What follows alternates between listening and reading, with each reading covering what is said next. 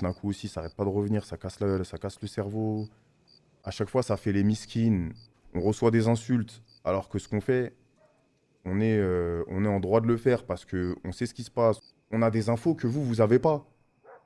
Je comprends pas. Des fois, je me demande si les gens, ils font exprès. Ça va jusqu'à menacer Loli, ça va jusqu'à insulter, nous faire passer pour des fils de pute, pour les méchants dans l'histoire. En septembre, moi, d'un coup, c'était vraiment un frère pour moi.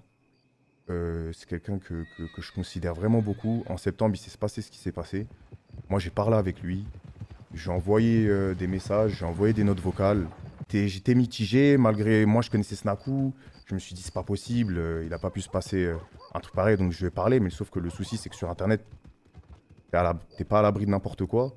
Que après, entre-temps, bah, que ça soit moi ou d'autres streamers, on a reçu 5, 6, 7 autres filles qui sont arrivées.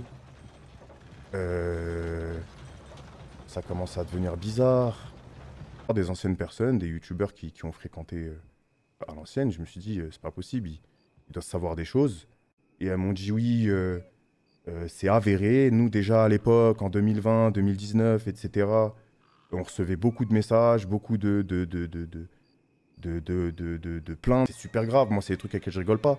Moi, je dis pas, on a tous fait des conneries dans notre vie. Mais là, c'est des choses, moi, j'ai un dégoût, j'arrive pas, je peux pas. Voilà, là, vraiment, je parle cœur ouvert, ça y est, je me vide. Il n'y a pas de hasard si plein de gens ont arrêté de fréquenter certaines personnes. Un streamer qui a reçu un témoignage 6 mois avant la sauce. 6 mois avant la sauce. Ça y est. Des fois, je vous jure, je me dis, Billy, il fait bien de s'écarter de tout ça, là.